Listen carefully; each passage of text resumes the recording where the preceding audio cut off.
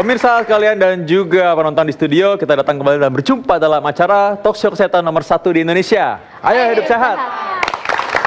Kembali bersama saya Dr. Vito Damai dan juga rekan saya. Saya Dr. Sheila Salsabila. Dan Dr. Vito, hari ini topik perbincangan kita adalah asam urat. Mungkin pemirsa di rumah dan penonton di studio udah nggak asing lagi ya dengan penyakit asam urat ini. Dan kita juga akan ngebahas, dok, apa sih hubungannya asam urat dengan batu ginjal? Penting banget tuh, supaya pemirsa juga pada tahu dan hati-hati jangan sampai terkena penyakit ini. Karena asam urat ini penyakit yang sebenarnya banyak ditemui dan banyak orang mendiagnosis dirinya sendiri.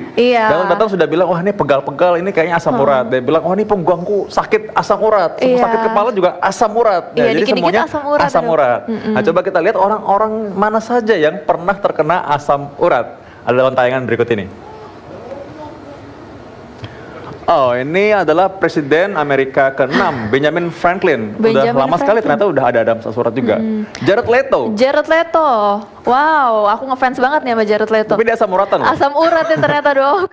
Dan ternyata ini sudah diketahui banyak orang. Dan juga Presiden Korea Utara juga sudah terkena juga asam urat katanya begitu. Ya, jadi banyak banget dan ini dari mana-mana ya, dok ya, dari negara macam-macam juga terkena asam urat. Ya. Nah, kita sudah mengundang Dr. Ari Faryalsyam, seorang dokter spesialis penyakit dalam, konsultan lambung dan pencernaan.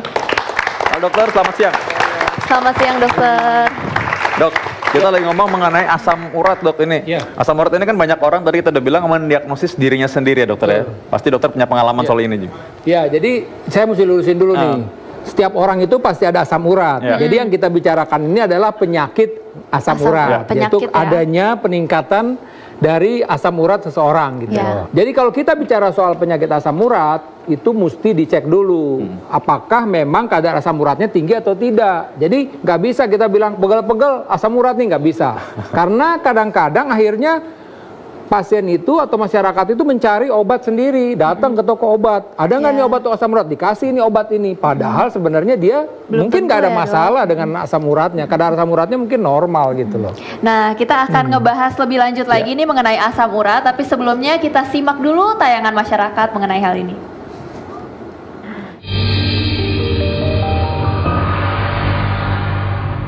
Sedikit punya sih. Pernah terakhir tahun kemarin itu hampir 8.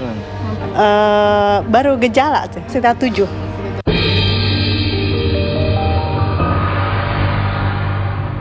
Untuk saat ini sih belum. Kaki saya tuh suka di jempolnya agak ngilu gitu. Biasanya di kaki saya, Mbak. Kayak orang kram gitu. Jadi kalau mau sebelum tidur atau sesudah bangun tidur tuh suka mati rasa gitu.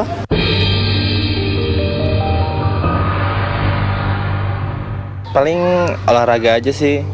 Kalau minum obat kadang-kadang doang, paling seminggu sekali ada obatnya gitu. Terakhir sih saya obat dari dokter. Nah, jadi seperti tadi yang sudah kita ceritakan ya, Dokter Ari, ternyata masyarakat tadi sudah bilang bahwa saya asam urat karena pegel-pegel. Bangun tidur pegal-pegal asam urat. Minum obat sendiri kadang-kadang minum, kadang-kadang enggak, ya, dokter.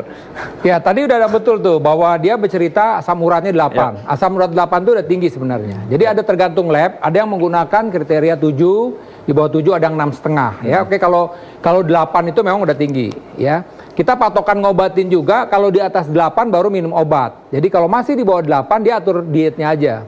Nah, kalau dari yang semua itu memang kurang tepat ya menunjukkan gejalanya. Jadi sebenarnya kalau gejala asam urat yang kita bilang penyakit asam urat yang kita bilang gout arthritis itu mulainya itu memang di sini. Jadi di jempol kaki. Jadi jempol kaki ya. Nah, di sini nih pas. Itu gejala pertamanya itu. Biasanya serangan pertama pasien tuh jempolnya bengkak ya, di ujungnya ini bengkak, merah, nyeri. Kesenggol juga sakit. Jadi kadang-kadang dia lagi enak-enak tidur, kena selimut juga sakit. Senggol bacok enggak? Nah, ya kemudian ini timbunan dari asam urat ini ya, yang berlebih juga bisa di dengkul. Ya, jadi dia bisa di dengkul, bisa di tempat yang lain. Tapi umumnya memang pada sendi-sendi kecil tadi.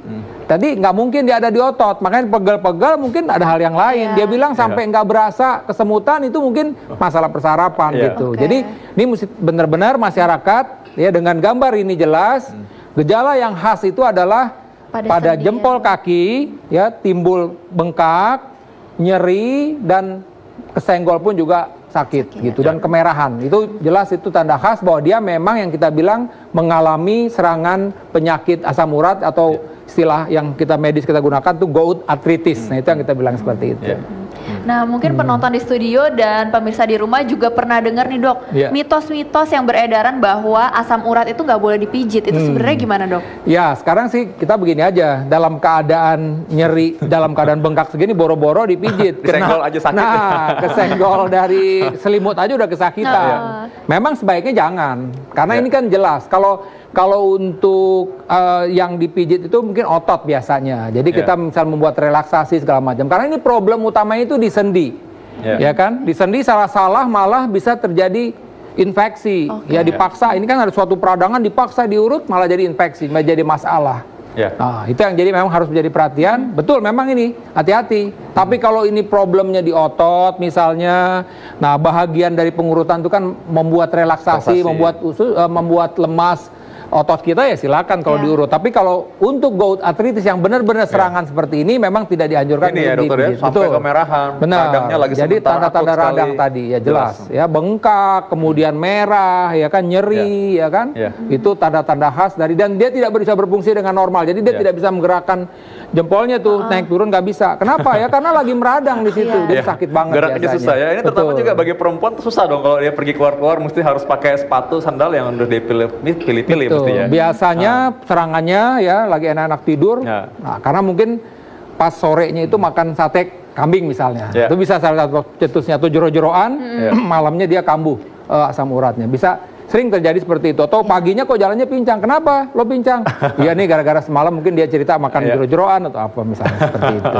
Oke, mungkin siapa yang mau bertanya soal asam urat nih? Oh ya, boleh nanya, silakan. Iya, perkenalkan nama saya Ica. Usia saya 20 tahun, pekerja saya mahasiswi. Ya, yang ingin saya tanyakan, apa sih perbedaan asam urat dengan rematik itu? Perbedaan asam urat dengan rematik ya? Iya, kan itu ciri-cirinya hampir sama ya dok ya? Iya. Ya itu perbedaannya gimana sih? Oke, terima kasih Mbak. Silakan dok, ini emang sering tanya nih dok. Betul, terima kasih. Jadi tadi sekali lagi saya mesti luruskan namanya penyakit asam urat. Jadi sebenarnya itu bahagian dari penyakit rematik. Rematik itu meliputi sendi, otot, ya itu bahagian dari penyakit. Kalau kita bicara soal penyakit rematik itu ya tadi persendian, ya kemudian tendon kita bilang, urat itu kita bilang ya. Nah itu bahagian dari itu. Nah jadi penyakit asam urat yang mengenai pada sendi itu adalah bahagian dari penyakit rematik. Jadi itu apa namanya perbedaannya ya. Jadi bahagian jadi sebenarnya. Jadi kalau bicara soal penyakit asam urat yang ada di sendi yang saya bilang tadi gout arthritis itu adalah bahagian dari penyakit rematik gitu. Baik, mengenai makanan kita akan lihat makanan-makanan apa saja yang mungkin memicu adanya asam urat dan juga membuat asam urat ini menjadi momok dan penyakit. Kita saksikan setelah segmen berikut ini, tetap dalam acara Ayo Hidup Sehat.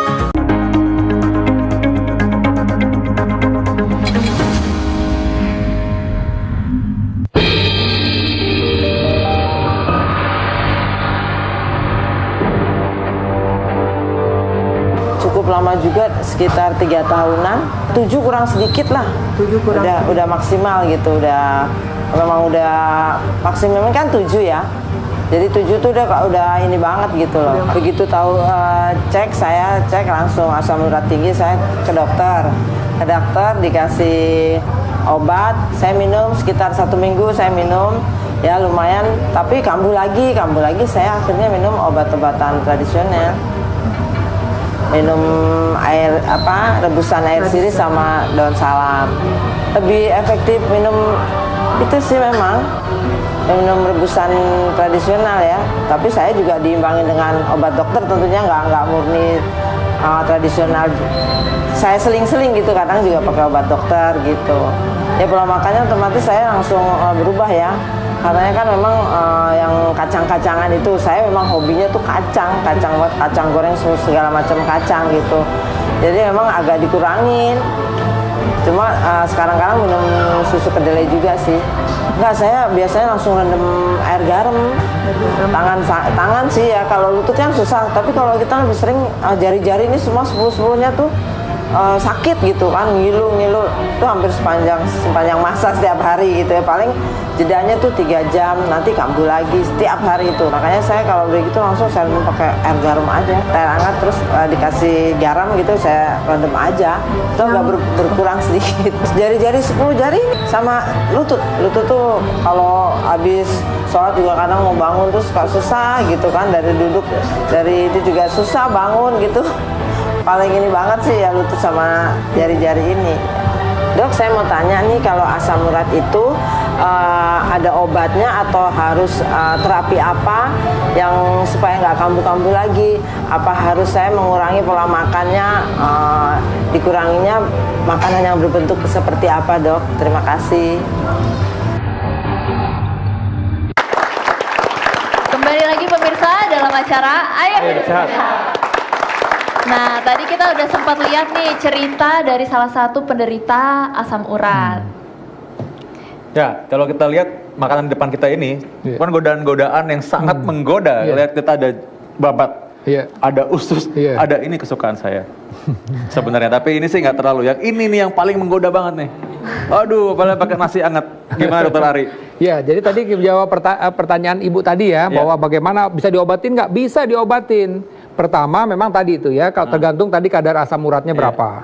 Saya bilang tadi kalau dia kadar asam uratnya di atas 8 itu ada obat-obatan. Jadi sifat obat dari untuk mengatasi penyakit asam urat ini 2 yang untuk sendi ya. Pertama adalah untuk obat yang mengurangi kadar asam urat. Kemudian yang kedua adalah untuk mengatasi peradangan yang terjadi. Jadi 2 macam ini. Jadi tadi mesti tahu tuh Pak, masyarakat dan pasien-pasien yang mempunyai masalah penyakit mesti tahu itu fungsi obat itu apa. Tanya ke dokternya, ini buat apa nih dok? Nah sekarang setelah diobatin memang mesti jaga makan. Nah itu yang penting. Tapi kalau ini gimana nih jaga makannya nih? Lihat nih, bayangin ini gimana caranya jaganya. Jadi sebenarnya ini kita urut-urut dulu. Tadi yang memang yang nggak boleh nih tadi. Yang prinsipnya adalah makanan-makanan yang bisa meningkatkan kadar purin. Purin ini nanti akhirnya akan meningkatkan kadar asam urat. Bagaimana? Nah ini jero-jeroan seperti ini. Ini sayangnya memang dalam bentuk mentah. Kalau bentuk matang mungkin kita bisa tergoda ini ya, tapi ini kebetulan bentuknya mentah. Ini babat ya kan, jero-jeroan. Ini paling top lah ini. Jadi bisa jadi soto, waduh, nikmat sekali. Tapi mesti ingat tadi, ini yang bisa menyebabkan asam urat kita tuh langsung melonjak. Kemudian juga daging lemak-lemak. Ya seperti ini juga mesti menjadi perhatian kita nih.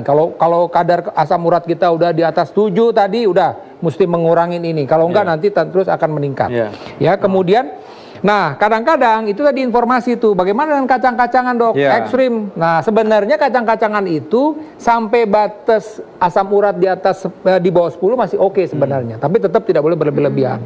Kalau masih di bawah 7, 6 nggak ada masalah. Karena kacang-kacangan ini tuh sumber protein nabati, ya kan, kemudian ada unsur seratnya juga, ya kan, ada unsur vitaminnya. Ini kita butuhkan, ya kacang-kacangan. Jadi hati-hati. Kadang-kadang orang bilang, waduh, saya nggak mau makan tempe. Kenapa? Takut nanti penyakit asam urat. Nggak boleh. Karena tadi sekali lagi, kalau kadar asam urat kita di atas 10, baru kacang-kacangan ini yang tidak boleh.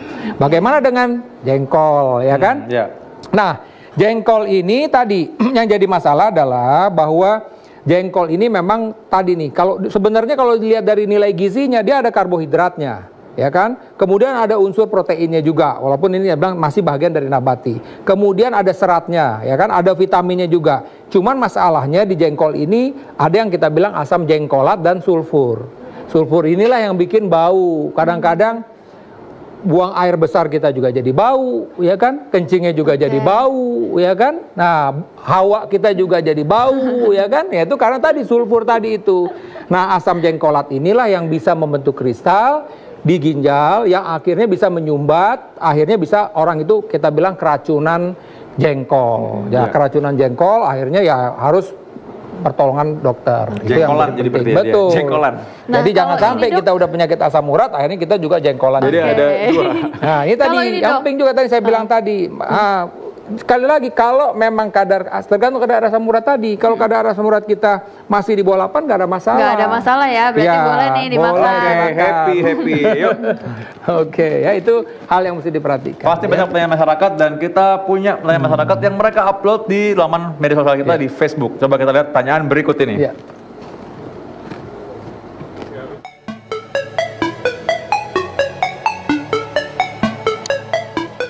Dok, mau tanya, kalau untuk asam urat, apakah diturunkan secara genetik dan yang menjadi pemicunya itu apa ya? Terima kasih.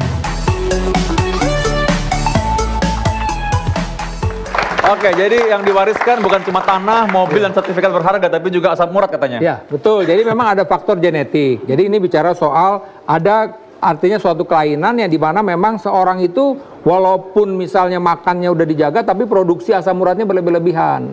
Tapi sekali lagi tetap mesti jaga makan juga. Tapi nggak semua orang, saya juga bilang, pasien-pasien yang orang tuanya kencing manis itu anaknya belum tentu kencing manis kalau dia jaga makannya. Pasien-pasien yang orang tuanya memang karena penyakit asam urat itu anaknya juga belum tentu kena penyakit asam urat. Yang penting adalah kita bagaimana menjaga agar itu juga tadi Bapak itu tadi ya udah Pak. Nah, anjuran saya tetap tadi mengurangi jero-jeroan, seafood, ya makan-makan yang berlemak. Lebih baik memilih makanan daging putih. Daging putih itu apa? White meat, ikan, ayam, dan banyak mengkonsumsi sayur-sayuran dan buah-buahan. Itu yang penting sebenarnya bagaimana kita bisa hidup sehat juga terhindar dari penyakit asam urat. Ya, oke.